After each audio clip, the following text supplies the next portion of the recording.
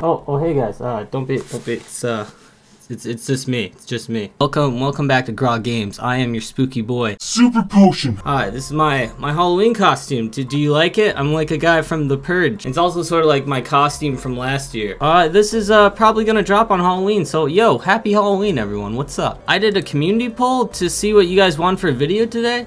And 46% of you said scary stories, at least at the time of, you know, now, after I got off work and posted it. So, yeah, we're gonna do scary stories. So get prepared, because these are very scary stories that I haven't read, so even I don't know what's gonna happen. Story number 1. This first story comes from the HatManProject.com. For those of you that don't know, the HatMan is an entity that visits people when they are waking up from sleep paralysis. It's very scary and it's happening all over the world. People have cited them everywhere. Could be, you know, just a glimpse of people's imagination as they're waking up and they're realizing sheep's in the room, or not.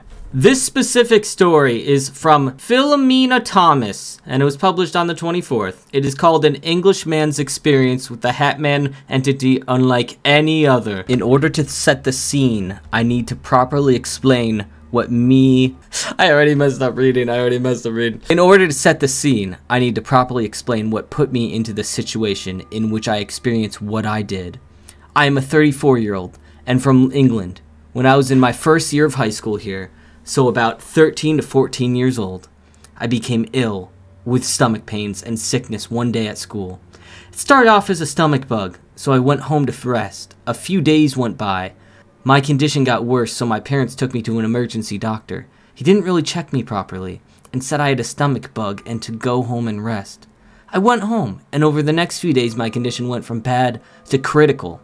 Vomiting black bile, pretty much non-stop with severe stomach pains. An emergency doctor was called to the house, and he instructed me to get to the hospital immediately. When I got to the hospital, it turned out my appendix had become inflamed and burst.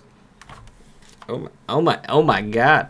And if it wasn't operated on immediately, it would be certain that I would die in the next 10 to 20 hours. They cut me open, from the rib cage to the pelvic bone. I had septicemia, parentitis, and gangrenous abscesses due to the appendix rupturing. They basically pulled everything out, cut away the badness, and sewed me up together again. I was induced in a coma for a week because of the severity of the surgery. A few weeks into recovery, after a very brutal surgery, something was wrong. The little food I was attempting to eat wasn't passing through me, and with more throwing up and being unable to go to the toilet, like something from a nightmare. After more investigation and scans, they realized that where they had cut parts of my bowel away in order to clear away the badness, when they had to put me back together again, a blockage had formed. So they had to cut me all open again. It was after this surgery that my encounter happened. Now at this point I was in a very bad way. I had not eaten solid food successfully for a long time, and being a young teen, my weight alone went down to a critical level. I was being fed through a drip at this point, and looked like one of the poor people from a concentration camp. So after the second surgery, immediately before I woke up after the anesthetic, I experienced this vision like a very vivid dream. I don't like to call it a dream because I don't think it was one, but it was the very best way to describe it. I can remember it step by step, like it was yesterday. The scene was an old-fashioned looking coach park, like the type of coaches you go sightseeing in on holiday, but there was something very old about the place. There was multiple coaches there, and like a central stand. There was a certain tone to everything, like almost looking at it through a filter. I'm with my grandfather for some reason. We both go to get into a coach, and there are these big, chunky steps that I feel like they take effort to get up. As I get onto the coach and look to the back of it, there is a figure in a long, old-style tan-colored trench coat and a tan-colored fedora-style hat, sitting on the back seat in the middle of the aisle. Immediately, there's something malign and sinister about this character. All of a sudden, it shoots towards us, almost like a fluidity, floating, but at speed. In a split second, I know it is coming from my grandfather, and I step in its path to stop it. It starts pushing me back towards the steps, and up close I note it has a neckerchief covering its face with a particular pattern on it. A Windsor-style old-fashioned round glasses, like John Lennon used to wear. But I can't properly see its face. When I get to the top of the steps in its tremendous struggle, it pushes me back, and I land on the floor with a thud. that knocks the wind out of me. This thing lands on top of me. As it lands on me, a bizarre, malevolent type of dark fluid comes from the neckerchief area and floods into my mouth, like a wave hitting the back of my throat with a drowning sensation. And it tastes like it tastes acrid like battery acid. Acrid? Is that a word? I start to choke and I'm struggling to breathe, and then boom! I wake up in the hospital bed in the high dependency unit. This is how I woke up after I had survived my second operation. I'm sure you can imagine what effect this would have on someone's life after that experience. For years I grew up absolutely convinced that there was some sort of malign, evil out there ready to take us away when the time came, waiting for that moment because I had physically experienced what I had. I'm absolutely convinced that moment was the flip of a coin, and it landed on the side that meant I got to live another day, and it wasn't my time to be taken away. Finding out about the HatMan and other people experiencing the same shape of the figure makes the whole thing even more perplexing and completely unexplainable. But it helped me deal with my experience of it in a way, knowing I wasn't alone. A few years ago, I watched the HatMan documentary that is on Amazon. I felt so strongly about it that I had seen that I actually contacted the director telling my story. This is actually what I sent to him. I did actually... Why is he saying actually so much? I did actually contact the HatMan Project a long time ago, and they just contacted me, which is why I have added this to the blog today. I have my own theories on what this entity may be, but after living with this for over 20 years, but I want to make this post any longer than it already is.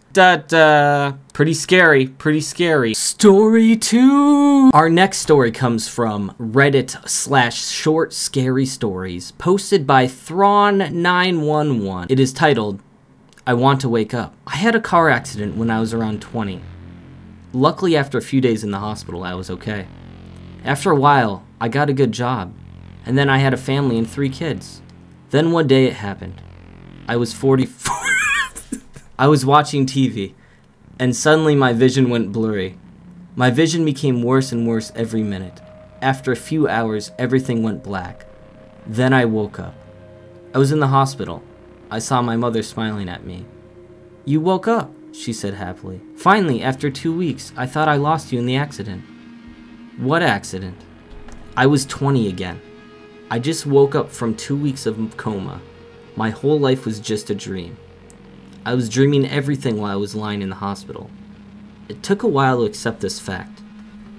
Everything that I knew from my dream was gone. My family, my kids, they were all a product of my imagination. I went to a psychologist for years before I could finally forget about it. My life went in a way different way. I became a university student. When I was around 26, my vision went blurry again. I started to panic. No, it can't happen again. No. I woke up in the hospital. I saw my mother smiling at me. "You woke up," she said happily. "Finally, after 2 weeks. I thought I lost you in the accident." "No," I screamed, jumping out of my bed. They were all scared. "No! No, no!"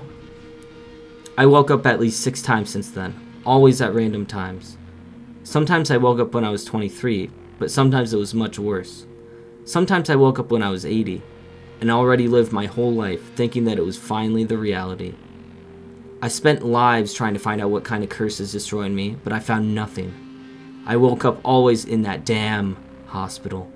After 2 weeks of coma, or maybe I never woke up. Maybe I died, and this is the afterlife. And I'm living all the possibilities that could have happened if I had survived the accident. Or maybe I'm still in a coma, and I'm just constantly dreaming different lives. I have no idea how much time passed since the accident.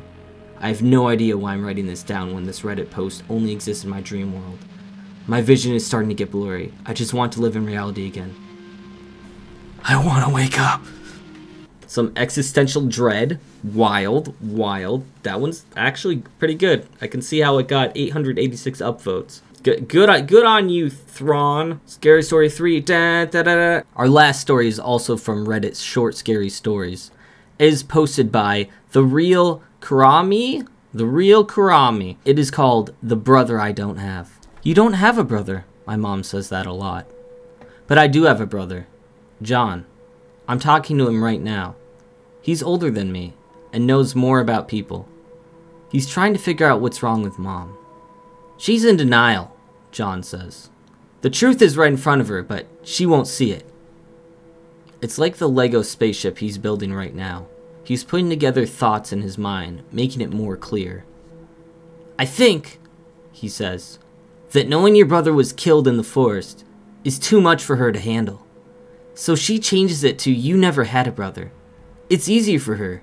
She tells that to other people and tells it to herself. I didn't know she thinks he was killed, but there's something strange in the way he said it. Like he believes that part of it. How can that be? Because John is alive and real? I'm talking to him. He drinks his lemonade, then the glass is empty. He builds things with Legos and they stay built. Mom even picked one up that John left on the table. Nothing happened to my brother. He's fine. Why are they both wrong? Is there something I'm missing? I wonder if John is talking about Mom as a polite way of talking about me. If Mom is overlooking the truth because she's not paying attention, is it really me that's not paying attention? Scroll. I watch John go into the kitchen. I look at the spaceship he's building. It's from Star Wars. I am paying attention, but I'll watch things around me more carefully. You don't have a brother, Mom says, sounding annoyed. But she's not in this room. She's in the kitchen. I go there. It doesn't make sense. She's wrong. I do have a brother. John. Mom is talking to him. He's right there. Why won't she believe something she can obviously see? He's talking to Mom, trying to explain something to her. She's not getting it. But he's patient. More patient than she is. I do have a brother. Bobby, he says, pointing to me. Mom looks like she doesn't want to hear this, like she's about to cry. She doesn't look where John is pointing. If she did, she would see me, but she won't look. Why won't she look? All she needs to do is look over here and she just won't. That was pretty good. That was, yo, well done, Real Karami. Well done. That last one was a little like, you know, sad and stuff, but, that was good. I didn't see that coming because I wasn't paying attention. I was reading. So I hope you enjoyed our tales today, gang. Happy Halloween. Hope you have a wonderful one. Eat all the candy. You know, do all the stuff, video games or whatever. Scary stories like these. And yeah, I'll be back with more regular content, like, you know, video game-esque content soon and whatnot. But let me know what you thought of my storytelling and any other weird comments down below. I'll see you next time, fellow groggers. Goodbye. Thank you very much to our channel members. They are amazing and help us continue to make videos. Charlotte Stone, thank you very much. Chieftain Jehovah, thank you, sir. Snooze, you're so cool.